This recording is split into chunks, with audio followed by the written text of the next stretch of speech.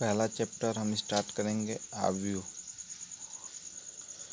Lesson 3 है, NCERT की book से। लेकिन सबसे पहले हम आव्यू स्टार्ट करने जा रहे हैं। चलिए हम देखते हैं आव्यू होता क्या है। यहाँ पे भूमिका दी गई है। गणित की विविध शाखाओं में आव्यू के ज्ञान की आवश्यकता पड़ती है। आव्यू गणित के सर्वाधिक शक्तिशाली साधनों में से एक है। अन्य सीधी सादी विधियों की तुलना में यह गणितीय साधन हमारे कार्य को काफ़ी हद तक सरल कर देता है। रैखिक समीकरणों के नियम को हल करने के लिए संक्षिप्त तथा सरल विधियों प्राप्त करने के प्रयास के परिणामस्वरूप आव्यूह की संकल्पना का विकास हुआ। आव्यूहों को केवल रैखिक समीकरणों के निकाय के गुणांकों को प्रकट करने के लिए ही नहीं प्रयोग किया जाता, अपितु आव्यूहों की उपयोगिता इस प्रयोग से कहीं अधिक है। आव्यूह संकेतन तथा संक्रियाओं का प्रयोग व्यक्तिगत कंप्यूटर के इलेक्ट्रॉनिक्स स्प्रेडशीट प्रोग्रामों में किया जाता है। यहाँ पे आव्यूह के बारे में कुछ मूलभूत चीज़ यह कहाँ कहाँ इसका उपयोग है।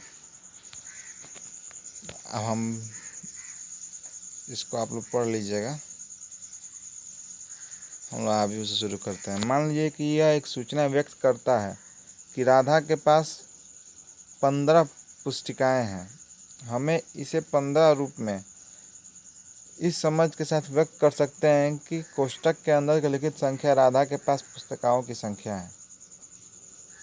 अब यदि हमें यह व्यक्त करना है कि राधा के पास 15 पुस्तिकाएँ तथा 6 कलमें हैं, तो इसे हम 15 6 प्रकार से इस प्रकार से के साथ व्यक्त कर सकते हैं कि कोष्ठक के अंदर की प्रथम प्रविष्टि राधा के पास पुस्तकों की संख्या, जबकि द्वितीय प्रविष्टि राधा के पास कलमों की संख्या है।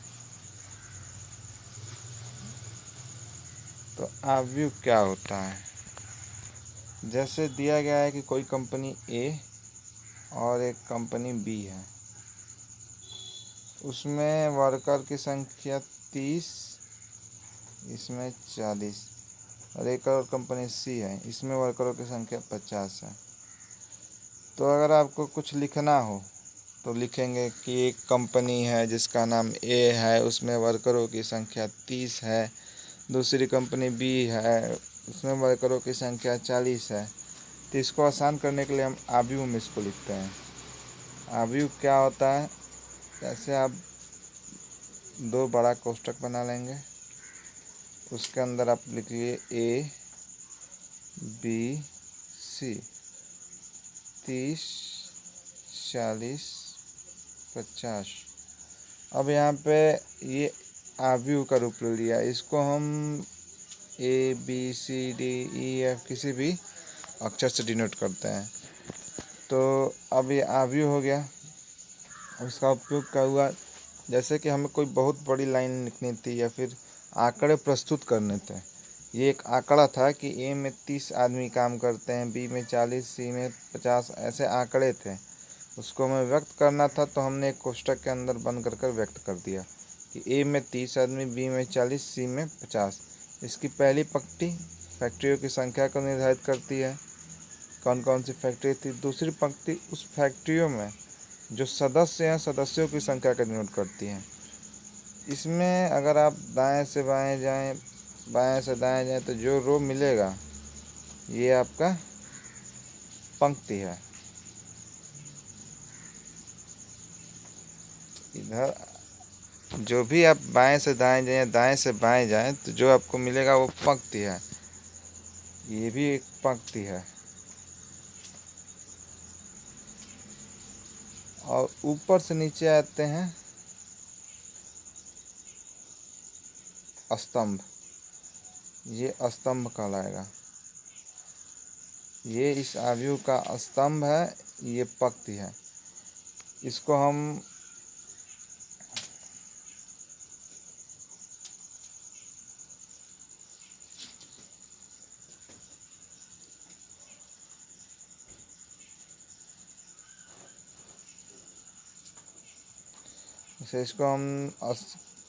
स्तंभ है तो कॉलम कह सकते हैं, C1 C2 C3 से डिनोट कर दें।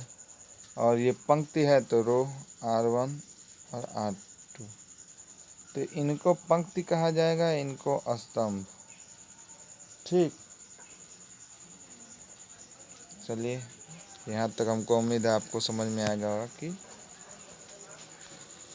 आव्यूह होता क्या है मैट्रिक्स और इसको किस प्रकार डिनोट करते हैं।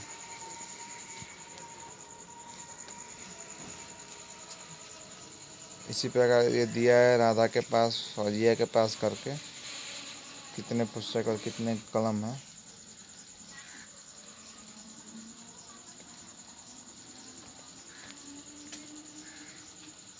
अब परिभाषा दिया गया है यहाँ पे, आव्यूह संख्याओं या फलनों का एक आयताकार क्रम विन्यास है। इन संख्याओं या फलनों को आव्यूह के अवयव तथा प्रविष्टियाँ कहते हैं।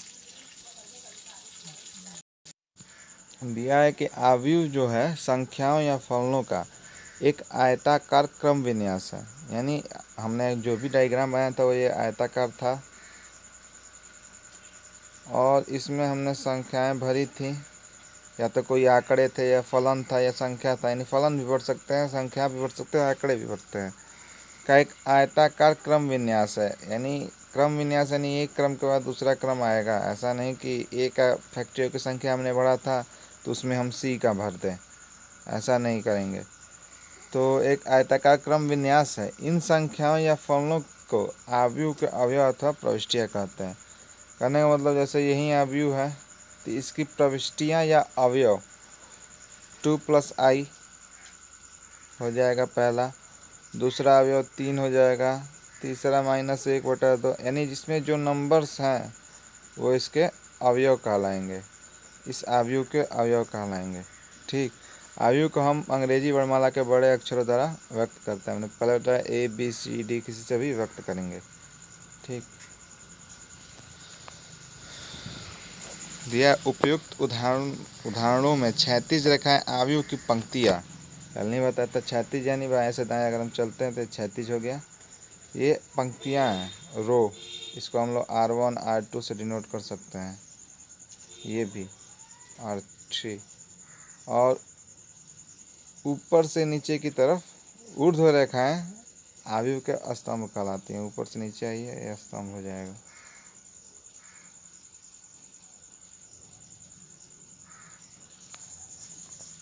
ठीक, इसको हम कॉलम C1 C2 C3 से डिनोट कर लें। चलिए आगे बढ़ते हैं। अब आता है आव्यूह की कोट। m पंक्तियुक्त n स्तंभों वाले किसी आव्यूह को m × n कोटि का आव्यूह अथवा केवल m × n आव्यूह कहते हैं। अतएव जैसे मान लीजिए हमने वो बनाया था ABC वाला, यहाँ पे 30 40 50 जो भी था, तो हम इसमें दें कि ये पहली कॉलम है C1 C2 C3 R1 R2, यानी 2 पंक्ति हैं और 3 स्तंभ हैं। तो अब है हमें इस ए की कोटि ज्ञात करनी है। तो कोटि क्या होती है? कोटि यानी m × n। m क्या है? m पंक्तियों की संख्या, n स्तंभों की संख्या। m सदैव पंक्तियों की संख्या होगी, n स्तंभों की संख्या। और जो m × n है इसको m × n हम नहीं करेंगे। ये नहीं कि हम लिख दें m × n, कभी नहीं। इसको m × n ही पढ़ा जाएगा और लिखा भी जाएगा। तो हम जो a है वो कितने का है? वो पंक्तियाँ m कितनी है? 2 पंक्तियाँ 2 हैं, स्तंभ 3 है। 2 × 3 का आव्यूह है। 2 × 3 कोटि का या फिर 2 × 3 आव्यूह है। तो 2 × 3 आव्यूह, तो अब इसको हम ये नहीं कर देंगे कि A = 6 कोटि का आव्यूह, ये हम नहीं लिखेंगे। ठीक, मान लीजिए कि A को ही दर्शाना हो, कैसे दर्शाएंगे? हमें दर्शाना हो कि एक आव्यूह है, आव्यूह को ही दर्शाना है, तो हम A को ही, A के नीचे ही 2 × 3 लिख देंगे।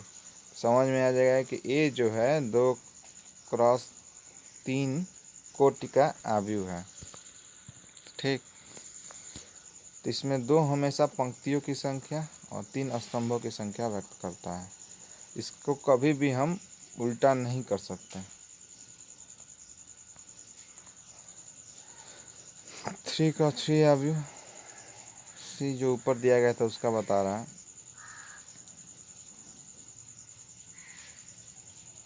चलिए हम आपको एक और बात बताते हैं। जो कोटि होता है, जैसे कि ए हमने मालूम किया था कि 2x3 कोटि का अवयव है, इसकी कोट 2x3 है।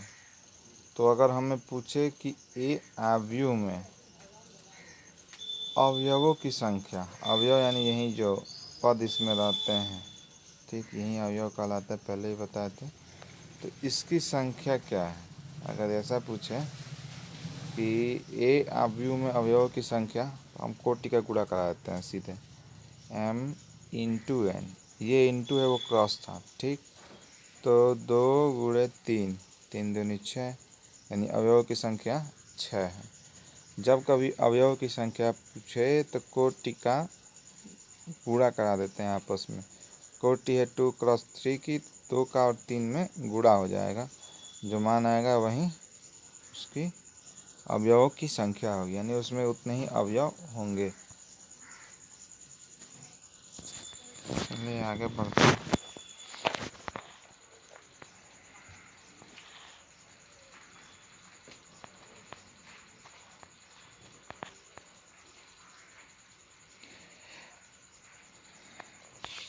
एक और चीज़ बताते हैं।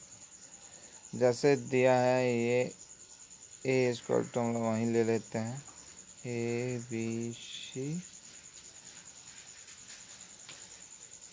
3 4 5 ले लेते हैं, मान लीजिए, सॉरी 3 4 और 5 ले लिया, ठीक। तो इसके अवयवों को हम लोग ए आई जे, ये ए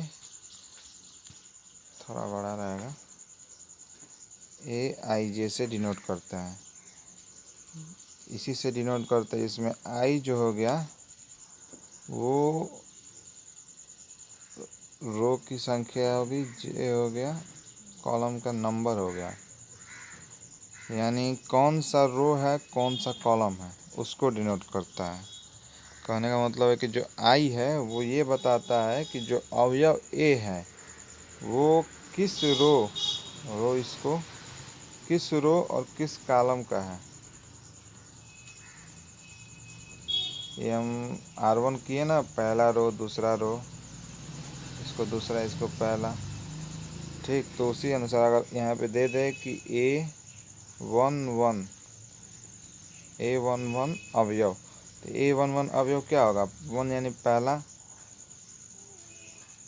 पहली आपकी पंक्ति, पहली पंक्ति, और पहली पंक्ति में तो सब आ जा रहा है, और 1 जे यानी 1, तो पहली कॉलम, तो ये तो क्या हो जाएगा ए, ठीक।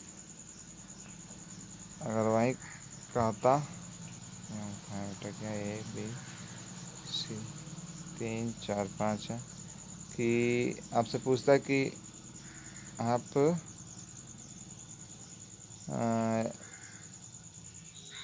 A12 ज्ञात कीजिए, तो A1 ये हो गया, 2 ये हो गया, तो A12 B निकल जाता।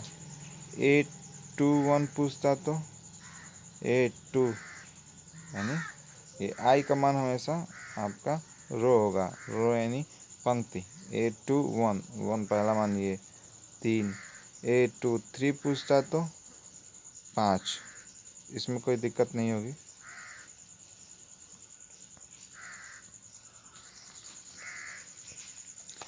समानता ए आई जे आई भी पंक्ति जेवे स्तंभ में आने वाला अवयव होता है।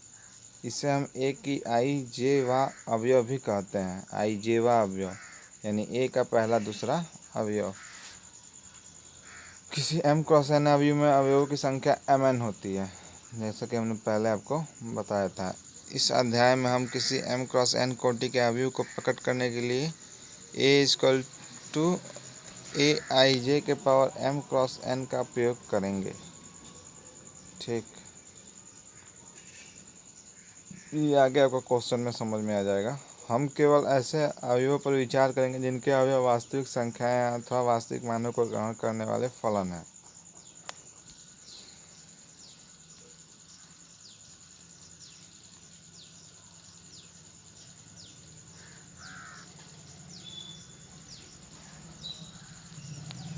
यहाँ पे कुछ दिया लाइन आप पढ़ सकते हैं, बस अवयव बनाने के लिए बता रहा है। देखिए 3 फैक्ट्री वाला दिया, 3 फैक्ट्री 1 2 3 में पुरुष और महिला कर्मियों की संबंधित निम्नलिखित सूचना पर विचार करें। ये सूचना दिया गया है, इसको हमें इस प्रकार हल करना है। ठीक, इसमें जो भी दिया है वो दिया यही कि पुरुषों की संख्या और महिलाओं की संख्या इसमें डिनोट किया है। तो ये पुरुषों की संख्या हो गई और ये महिलाओं की संख्या हो गई, और ये पहली फैक्ट्री हो गई, ये दूसरी फैक्ट्री हो गई, ये तीसरी फैक्ट्री हो गई। अगर आप चाहते थे एक लाइन इसमें बढ़ाकर पहली दूसरी तीसरी फैक्ट्री भी लिख सकते थे, और एक लाइन ऊपर बढ़ाकर महिलाओं की संख्या और पुरुषों की संख्या भी लिख सकते थे। लेकिन इसको और शॉर्ट करने के लिए केवल पुरुषों महिलाओं की संख्या लिख दिया और फैक्ट्री के लिए हर एक रो को अलग अलग कर दिया है। हर एक रो अलग हो गया तो समझ में आ रहा है कि ये पहला नंबर का फैक्ट्री है, दूसरा नंबर का फैक्ट्री है, तीसरा नंबर का फैक्ट्री है, और ये कॉलम को अलग अलग कर दिया, समझ में आ रहा है ये पुरुष है और ये महिला है।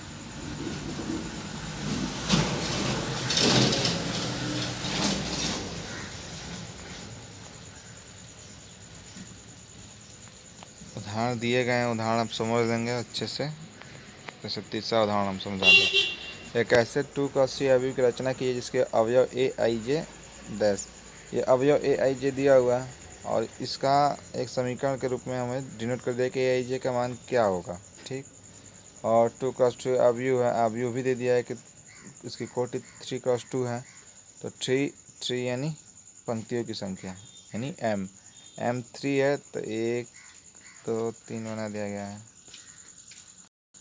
r 4 है, r 2 है तो 2 r बनाया गया है। ठीक, तो अब ये क्या ए आई जे का मान भी दिया हुआ है हमें, तो हमारे पास आ गया क्या, आई का मान 3 आ गया, 1 2 3, जे का मान आ गया 1 2, क्योंकि 1 2 3 ये है और ये 1 और 2 है। ठीक, तो इसको हम सॉल्व करते चले जाएंगे। A11 आई का मान 1 रखा, जे का मान 1 रखा तो मान 1 आया।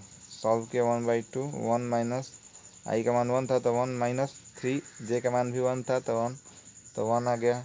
ठीक, फिर A12 आई का मान 1, जे का मान 2 रखा तो 5/2 आया। ऐसे ही हम आगे भी सॉल्व किए होंगे।